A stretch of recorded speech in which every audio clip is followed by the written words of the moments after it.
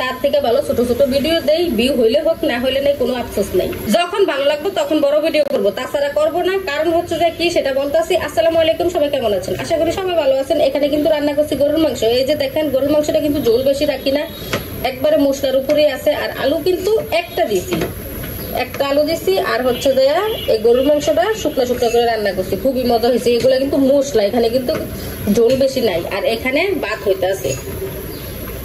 এইদিকে কিন্তু ডাল, এই ডালটা বেশ ঘন নিচে কিন্তু জমা আছে। বড় ভিডিও করবো না, তার কারণ হয়েছে যে কষ্ট করে একবারে শুরু থেকে শেষ পর্যন্ত রান্নার ভিডিও করি, ভিউ নেই কিছু নেই, কি করতে করবো বড় ভিডিও বলেন? কষ্ট করে তার থেকে ভালো ছোট ছোট ভিডিও দেই, ভিউ হইলে হোক না হইলে নাই, কোনো আফসোস নাই। এইদিকে কিন্তু বাটটাও হয়ে আসছে। আমি যে খুসুন দিয়ে বাটটা দেখমু ওইটাও দেখতে পারতাছি না। আমার জান পাখি খুসুনটা নিয়ে গেছে। দিয়ে যাও জান পাখি, দিয়ে যাও। সে নিয়ে সে কাজ করতেছে। গরুর মাংসটা কিন্তু খুবই সুন্দর হয়েছে, একবারে ঘন, খুবই সুন্দর হয়েছে। আর গরুর মাংস এভাবেই কিন্তু বেশিরভাগ মজা লাগে। ওই টেটের ঝোল রান্না করলে কিন্তু বেশি ভালো লাগে না।